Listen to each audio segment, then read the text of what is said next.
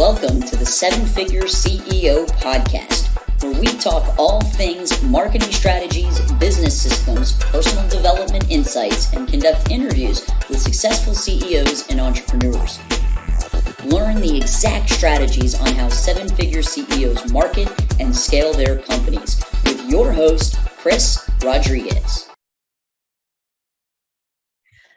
All right, everybody. Welcome to the Seven Figure CEO podcast. Today we have Randy Chung. He's a first-degree black belt in Brazilian Jiu Jitsu, one of our amazing Grow Pro clients and owner of Kodokan Jiu Jitsu Club in Calgary, Canada, where they specialize in BJJ, kickboxing, MMA, and fitness. Randy, welcome to the podcast.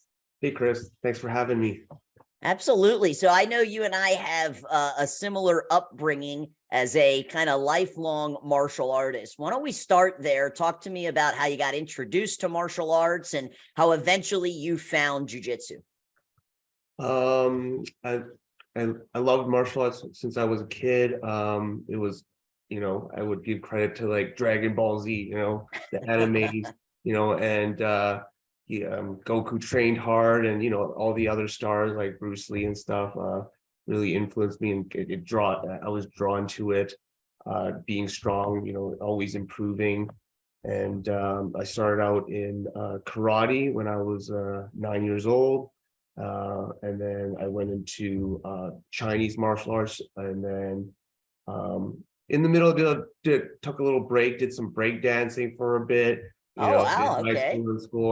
High school, and actually developed a lot of my movements and stuff. And then when I got back into it in my early 20s, I did some judo first, and then what I really wanted to do was Brazilian Jiu-Jitsu, because in the early 90s, I saw Royce Gracie, the guy in the pajamas, taking people down and strangling them.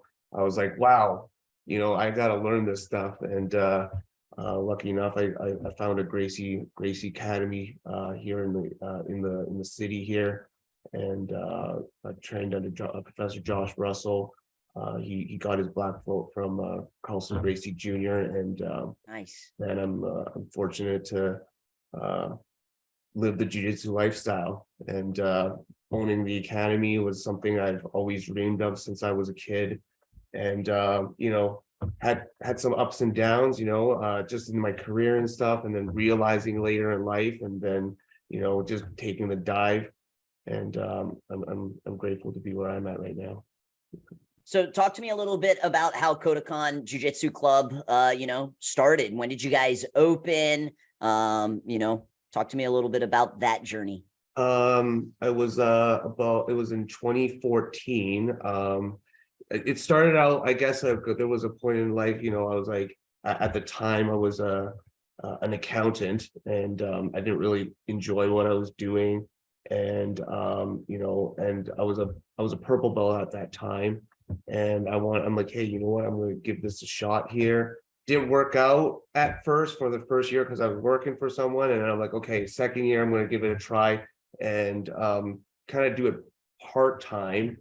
But then oil and gas at the time in the city was like kind of going down, so I lost a job. So I was like, you know what, I'm going to give this shot 100%. And just had my my daughter at the time. She was like 2, and another baby was coming. So I was like, okay, it's now or never. So I went hard, and that's how it all started. It started out in like this little like room, and now we're in 2,200 square feet or 2,300 square feet, and then hoping, I think it's looking bright lately, and we want to get to an optimum size, kind of like the place you showed me around your place when I was down there in Orlando. Yeah. Awesome. So I'm just curious, do you do your own books as a former accountant, or do you outsource that? Outsourcing is the best way to go, because like now, hey, you guys, now that working with you, like you guys, man, when it's such a difference when you have a professional taking care of a certain function of the academy, right? And Sure. I think it's at first it was hard to let go. It's I feel like, oh, no one can do it like how I do. I want to see things the way I want to see it. But no, like you just have to have the right person, the right team behind the specific task, and accounting, marketing goes hand in hand. And like I'm grateful to have you guys. That's awesome. No more staring at spreadsheets all day, Yeah, right? yeah. Very Not cool. sometimes, but not all day, I guess. Yeah. Yeah. Yeah. So, you and I were just talking. You've got a really big trip coming up. You're going to Japan for like almost a month with your entire family. And, you just hit on the importance of having professionals and having a team. So, talk to me about your team at Kodokan. And, when you first started, I'm sure it was just you. What does your team look like now? And, that's pretty impressive that you feel confident enough to be able to go away for a month on the other side of the world while they're handling business for you. Yeah. So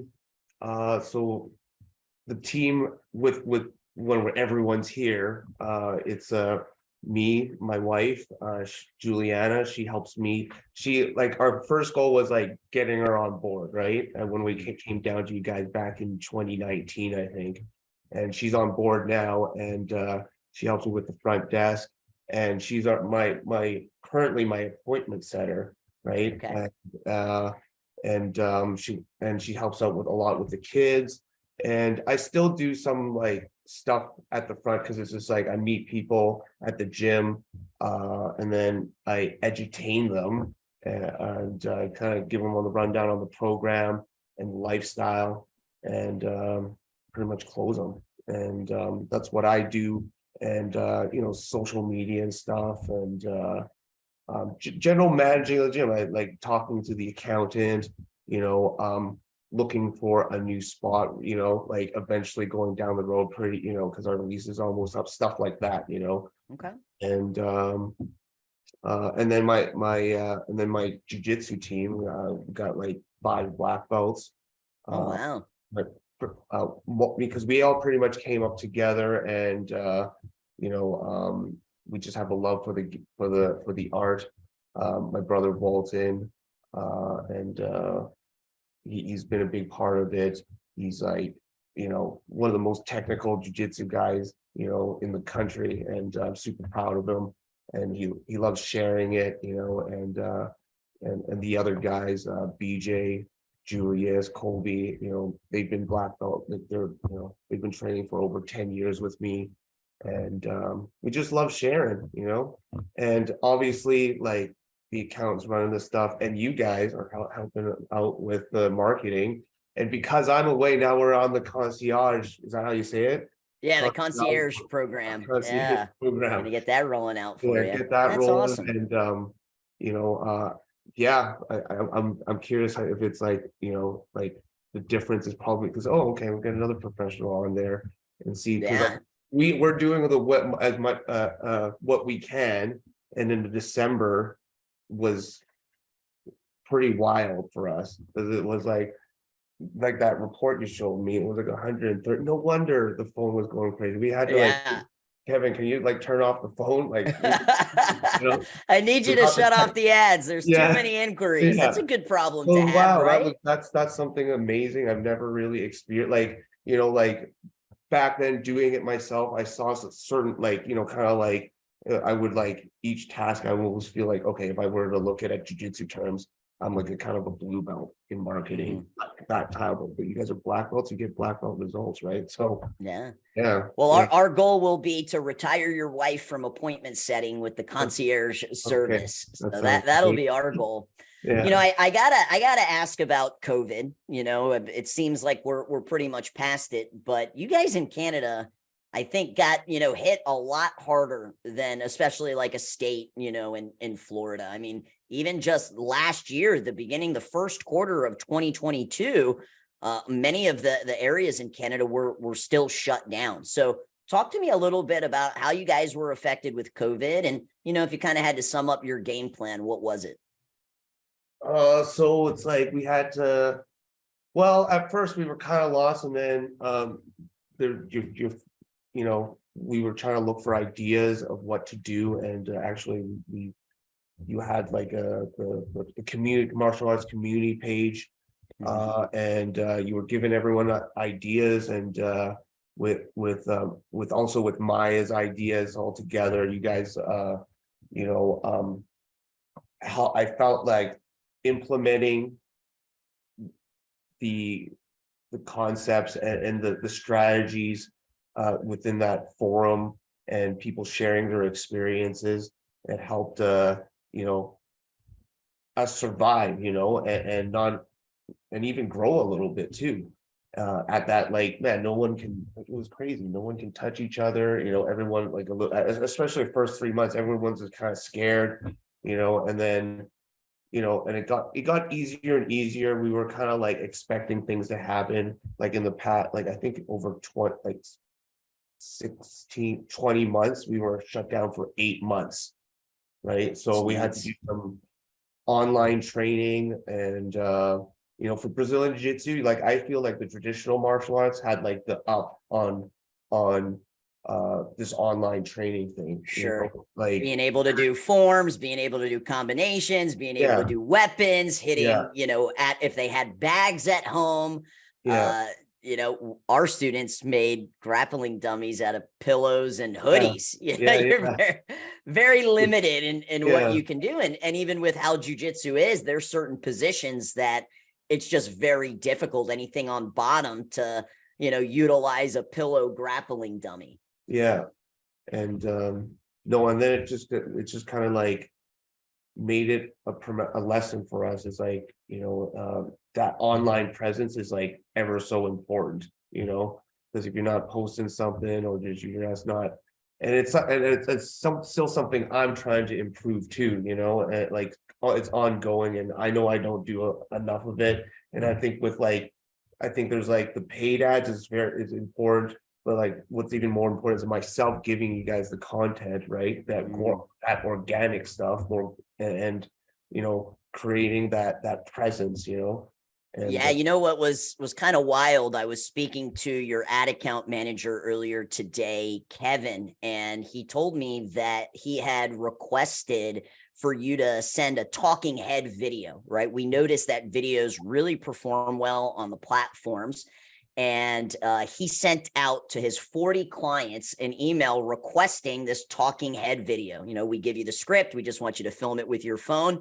You were one of 2 people that actually sent the talking head video. And that's, it's like, one, thank you so much. But that talking head video brought in 75 leads, right? So it is, our tagline at GrowPro is that we're partners in marketing, right? It's a partnership. We want to represent your brand appropriate online. We don't want to use stock photos, right? We want to use pictures in your academy of your students. We want to use videos where, the owner is on there, and you did that, and, look at the return. So I think you make a really great point that, you can, the paid aspect of it is really important, but also that brand recognition and that talking head video bringing in 75 leads with something that, probably didn't take you too long to put together.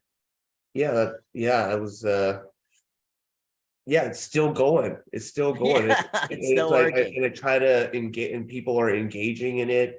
So we engage back. And I think that's what's kind of keeping it like it's like, wow. Yeah. Keeping the traction. Yeah. Keeping the traction. Awesome. Yeah. So, obviously as BJJ schools, we encountered COVID a little bit, differently. I know even when we opened, we were fortunate. We were only shut down for 3 months here in Florida. We were one of the states that wasn't as much affected as other states or other countries. But even when we opened up, people didn't really feel comfortable touching each other. So we were using grappling dummies. So, I definitely think we had a different experience in regards to COVID with our students. Do you feel, especially coming from a traditional martial arts background where, you were training in karate and other Chinese arts, do you feel that there are any other certain obstacles that, we have to overcome in the BJJ world that maybe traditional martial arts schools don't have? Or, do you think it's kind of like an even playing field? In regards, so like for COVID? No, outside of COVID. Oh, okay. Okay. So like, I guess like for jujitsu, it's it's a combat sport, and I do encounter people that don't feel comfortable getting too close to one another, you know. And I guess like something like a culture that's like changed a little bit over time is like I think traditional schools, or even like old Brazilian jiu-jitsu schools, there's like, okay, you train at that gym, we can't be friends now. Yes. You know, like back then. And I think like now it's a lot easier. We're not like, people are a lot more easygoing. So I'm not sure how like like how I'm not sure if it's like that still the same for traditional martial. Are they still like that? But I feel like, okay, we've overcome that like us versus them type of thing. Like we're actually like jitsu, I feel like that's something we've overcame. It's like, okay, we're not all enemies. We need jujitsu to grow, right? To make, so the more people that do jujitsu, the better. And if you're the biggest person in town, there's no competition, and that we won't have anybody to grapple with you guys, right? Mhm. So like we have to like think like, okay, we are competing against each other, but it's like we need each other for the whole thing to grow. So Sure. I see it more in a like abundant type of view versus like a scarcity thing. Yeah. As long as like, I guess like you don't open up right beside me, then we're cool, I guess, you know. But Got it. you know, it's got to make sense, you know. But if like 10, if it's like a 10-mile radius, just like how you guys set up the ad, you know, it's like, man, Mhm. like, you know, there's enough jiu-jitsu for everyone, you know. So Sure. So talk to me a little bit about the, the programs that you offer, and what's kind of like your ideal customer, your target market? Are you focusing mainly on the adults? Are you focusing mainly on the kids? Is it a mixture of both? What does that look like? it's a mixture of both, and I guess our demographic last year was like in the I started the gym almost like it was about 2014, so it's been a while now, and I was like in my mid-30s in my physical prime. I was competing a lot, and a lot of people that joined the gym at that time also liked competing. But then, you know, like now, like over 8 years, you know, priorities changed. We're not competing as much, and we want to share. So like I focused on getting more younger people in the gym, because that's like the next generation. And the success with the kids program, you know, like and how it's like flourishing. We're like, okay, kids is definitely something that we need to like put lots of care in, you know, and focus on, because that's the next generation. And you know, um and we do adults too. I'm not like um but just a mixture of both, I guess, competitive, recreational, you know. But we're into people, we just like to coach people that compete, right? So that's Mhm. just our thing, jujitsu, you know. It's a jujitsu, Okay. yeah. So, we obviously we've been, running your ads for a little bit. We had an insane December, which for many schools, December's like, quote unquote the slow month. So that's awesome. One of the questions we often get, and you see this as well in like the Facebook groups for the martial arts industry, everybody wants to know, what offer should I use? So what offer have you guys, typically pushed in your online advertising that has worked well for you? So back then I was I always just did free weeks, and they were okay, but they tend to not stick. You know, Mm, they might show up like they might like for we were having problems with adults, and like they just like the kids would come, but they're like not very like solid leads, you know, they're more like mhm. tire kickers or something. And then once you guys helped me introduce these paid ads, which are also great because you actually get something out of it too, which is always nice. It's like, oh, okay, they're actually like buying stuff. You Sure. know, they're not just like showing up for the free thing and leaving, you know? Yeah, they've got some skin in the game. Yeah. And then I think and then I noticed that the quality of leads, but then the amounts might differ depending on the offer. The first paid one we did was $29 for 2 weeks, and that worked really well for us. And that's what, and then um and then at one point we went a little too high, but then you guys saw that, oh, it's not getting any traction. You guys pulled it back and then, hey, let's try this $99 for 1 month. And that was doing really good too. And then it's just nice to just pocket some money for people just coming in. And it's like, they know what they're getting. It's like, hey, I go like, where'd you see us? Oh, okay, you're a Facebook person. So you know about the $99 deal. You're here for that. And they either say, yes, I'm here for that. And then you sign and you pretty much have them and have them try out for the month. And then I make a little offer. I also make an offer in the middle. Hey, how's your 2 weeks going? Hey, if you like it and you want to join now, I'll give you that $99 back to put into our regular program. Sure, and give them an incentive to sign up early. Yeah. And then they either do it or they don't. And and if I'm doing our job and it's a good fit for them, like distance or whatever, then they sign on. Yeah. Awesome. So, interesting kind of background that you had, first being an accountant, now you're an entrepreneur. If you were to start all over again, what's maybe one thing that you wish you would have done a little differently?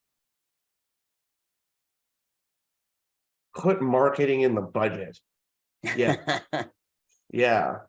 Like it's like like I can't think of it as don't think things as like expenses, thinking things as investments, because it's like put money in the right place or put the right people in the right position. Things move way faster, Sure. And time is the essence, time is money, and like, I'd rather grow fast than slow right now, and I just that's pretty much it. Just I love it. I agree. You got to reinvest your profits back into marketing if you're looking to grow. I think it's one of the big mistakes that entrepreneurs, make is they don't reinvest it to continue to grow. So it's great that, you learned that lesson with, being open since, 2014. What do you kind of see as the next level for Kodokan? Where do you want to go next with it? We want to move, we want to move to a bigger spot so we can run 2 classes at the same time. I still have a passion for competing, but through coaching, right? And I do want to be, have high level competitors in the club. My passion, I teach jiu-jitsu, but my passion is mixed martial arts. So I would like to see some pros make it to one of the big shows and win a championship. That's my dream, outside professional sports, the gym, for the people in the gym, it's a place for them to learn the way to grow and to be the best they can be through martial arts. So they don't have to compete but if they're like happy, it's the biggest thing is like, if it's making them happy, it's making them healthy and strong and resilient. That's what I want for my community. I love it. Any additional nuggets of wisdom or insight that you'd like to share before we wrap up here? I guess like a lot of people at the beginning say martial arts don't make no money. Don't focus on that. You should just do accounting, and I was more of a pleaser, I guess, back then. Sure. And if I just listened to that voice a little earlier, and just ignore them, because like, man, I'll be honest with you, before I came down to Orlando, met you and Matt, you guys were the first people like, yeah, you can make a life with this, and it inspired me when I came back, and then boom, put the Facebook ads, implement the Facebook ads, and then I came back, implement the systems you guys showed me. And it's like actually what we were able to make a life with it. We are able to support a family. It's not, you guys showed us, you don't have to just scrape by. You don't have, being a humble martial artist, that's just something people say because it's like, it might be their reality. It might be like, oh, they tried it, or they kind of try it part-time, but not really try it full-time. and they get part-time results, part-time effort, part-time results, Yeah. and they haven't really experienced like full-time results, like with like professionals working with you. Yeah, that's a great point, and I'm glad that trip was a pivotal moment in your journey of owning your jiu-jitsu academy. Randy, I appreciate you coming on and sharing your story with our listeners. I hope you have an amazing trip to Japan, and I'll talk to you soon. Thank you so much. Thanks for having me on. Absolutely.